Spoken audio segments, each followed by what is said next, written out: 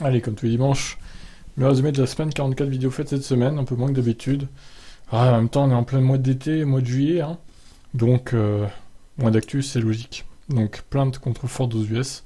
La Mustang Mach-E devrait être interdite sur les routes, déclare un avocat des plaignants. Rien que ça. Musk et le mystère du verre spécial. Bon, j'ai pas trop compris cet article pour le coup, c'est très nébuleux. Peugeot devrait bientôt annoncer une 208 avec près de 400 km de VLTP, donc ce serait une 208 dépouillée de pas mal d'options avec des roues plus petites et peut-être un moteur moins puissant en plus. Ça serait présenté dans quelques semaines a priori. Affaire à suivre. Les prix des modèles chez Tesla deviennent vraiment embarrassants, déclare lui-même Elon Musk. Tu m'étonnes. Waze a maintenant référencé les bornes de recharge, mais ce serait temporaire, jusqu'à la fin du mois d'août. Étonnant.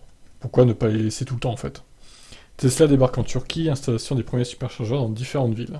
Et ils vont ouvrir aussi leur première concession.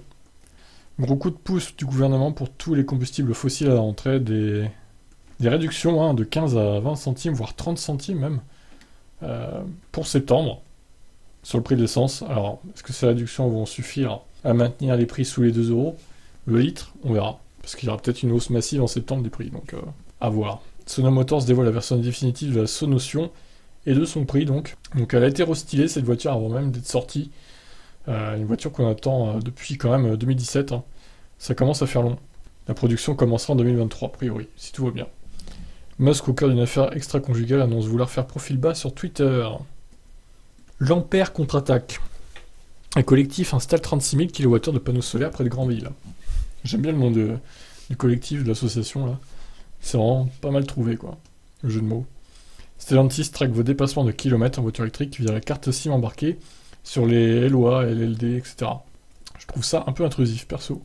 Bellib débarque dans les parkings souterrains parisiens avec des bornes tri-standard, donc du Chademo, du CCS Combo et du T2. Tesla cherche à obtenir des aides publiques aux US via ses superchargeurs ouverts à tous. Bon, c'est le jeu. Meganitech, quelle différence de consommation avec 15 degrés d'écart? Environ 15%. Mini Concept Iceman, le futur SUV urbain de Mini. C'est un concept pour l'instant, mais bon, à voir si la version de série se rapprochera de cette version-là. Une histoire assez rocambolesque, il achète une Model S 90 kWh, Tesla la bride à 60 kWh et lui demande de repayer l'option. Ouais, en fait c'était une batterie de 90 bridée à 60, et via une option de 4500$, vous pouviez la déverrouiller.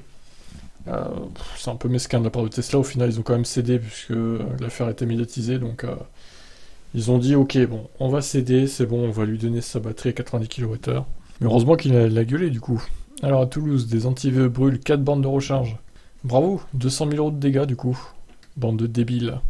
Des Tesla Model Y au rappel pour cause d'airbags défectueux. Et les rappels continuent pour Tesla. Il y en a un peu moins que d'habitude, mais bon, quand même. Faraday Future reporte encore le lancement de son SUV FF91. La faillite semble proche. Ils vont pas passer l'année, je pense. Le Cybertruck posséderait une meilleure aéro que ses concurrents, bien que son aéro, son design soit quand même assez triangulaire. Mercedes dévoile un camion poubelle électrique. Voilà, c'est très écologique pour le coup. L'autopilote mis en cause dans le décès d'un motard percuté par une Tesla aux US, donc une nouvelle enquête par la NHTSA. Ensuite, Ferrari promet que sa première Ferrari électrique sera chargée en émotion. Alors pour ceux qui ont regardé le Grand Prix de Hongrie, hein, aujourd'hui, oh là là, Ferrari, mais ça va plus du tout en Formule 1. Hein. Ils ont pas de cerveau en fait. La voiture est rapide, mais ils ont aucun cerveau, aucune stratégie, donc pour aller voir ça évidemment, type F1, lien dans la description, pour en savoir plus. Donc Ferrari et les voitures électriques, je sais pas trop ce que ça va donner honnêtement, je m'attends au pire. Porsche Taycan, nouveau rappel de plus de 40 000 véhicules, un rappel similaire à ce qui avait été donné en Chine apparemment. Tesla a une mise à jour qui va rendre encore plus précise l'autonomie, l'estimation de l'autonomie, qui prendra en compte la clim, le chauffage, etc. Prix coûtant du carburant chez Leclerc, alors ça c'est moi qui fais une vidéo. Regardez, ces dizaines et dizaines de voitures qui attendent de faire le plein. Il y en a, j'en ai compté, à vue de nez, il y en a au moins 50, honnêtement. Entre 40 et 50, je dirais, sans rire. Et encore, j'y étais allé à midi, mais ça se trouve le lendemain, c'était un vendredi, ça se trouve le samedi, c'était encore pire. Parce que là, il y a peut-être des gens qui bossaient encore, mais le samedi, en général, c'est le week-end, et tout le monde vient faire ses courses et vient faire le plein. Donc ça devait être encore pire le lendemain. Donc là, c'est catastrophique. Les gens critiquent le fait que ça soit long de recharger une voiture électrique, mais là, ils attendaient en plein cagnard de leur essence. J'espère qu'ils avaient coupé le moteur, hein, clairement. Ouais, il y avait au moins, je sais pas, entre 35 et 45 minutes d'attente, hein, minimum, hein, pour ceux qui venaient d'arriver en dernier dans la file. Ce qui est totalement désastreux. Une BMI 3 berline prend feu subitement en Chine pendant un essai en vue d'un achat. Voilà qui va pas faire de la bonne pub à BMW. Alors par contre, Mercedes, ils ont fait un effort sur le QA quand même. Ils ont augmenté le prix de plusieurs milliers d'euros, certes, mais ils ont quand même augmenté l'autonomie de plus de 100 km. C'est pas rien, c'est pas rien. Il y a 529 km maintenant. La version de l'EQA, de par une augmentation de la batterie et une augmentation de de l'efficience, donc baisse de la conso. Par contre, les premiers acheteurs, ils vont faire la gueule parce qu'ils ont acheté un EQA un peu obsolète finalement, enfin pas obsolète, mais bon, il a beaucoup moins d'autonomie quoi. 429 au lieu de 400 ou 529, c'est beaucoup moins pour le coup. Donc je crois qu'ils vont l'avoir un petit peu mauvaise. Bon, encore, l'autonomie a remonté de 50 ou 60 km. Mais 100 km quand même, hein. C'est un quart de plus. Donc c'est même plus que ça. Donc c'est énorme. Plus de 150 000 réservations pour le Chevrolet Silverado électrique. Il manque un le que je rajoute maintenant, du coup, mieux vaut tard que jamais. Et oui, Chevrolet Silverado qui va être un bon concurrent au Ford 250 Lightning. Donc une étude aux US, la plupart des gens ne sont pas passés à l'électrique par fibre écologique. Bah oui, on va pas se mentir, hein, la plupart d'entre nous sont passés à l'électrique parce que ça coûte moins cher de faire le plein de l'électricité et par rapport à l'essence. Et clairement, c'est la première raison. Hein. Et pour la puissance aussi, les performances. La Rolls-Royce Spectre en test dans le sud de la France. À voir ce que ça va donner. Tesla perd des parts de marché sur les 6 premiers mois 2022 par rapport à l'an dernier. Bon, c'est une légère perte. Après, voilà. Ça reste une perte quand même.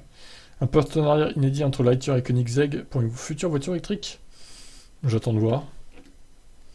BYD Bide sera présent au Mondial de l'Auto à Paris en octobre pour présentation de ses modèles électriques qui devraient débarquer en France très prochainement, peut-être dès la fin de l'année.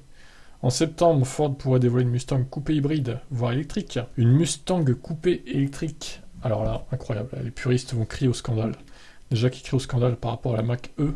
Alors là, j'imagine même pas la vraie Mustang, quoi. Les deux roues électriques peinent toujours à séduire.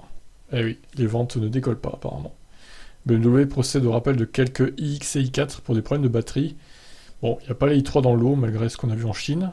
Le Mercedes AMG EQE SUV en essai au Nordschleife. Donc, à voir. Prochainement commercialisé, peut-être dès la fin de l'année ou début 2023. L'Audi A3 pourrait passer électrique avec une autonomie de 650 km en 2027. Le F-150 électrique se décline en version de police. Mahindra va bientôt présenter 5 véhicules électriques. Incroyable. Est-ce qu'ils vont être commercialisés en Europe? J'en doute. Nouvelles aides pour les camions électriques aux US. Le semi moins cher qu'une Model 3 du coup. Incroyable. Mise à jour Tesla 2022.24, de nouvelles fonctionnalités intéressantes au programme. Que je liste dans la vidéo. GM ne veut pas que certains de leurs modèles soient revendus avant 1 an d'ancienneté.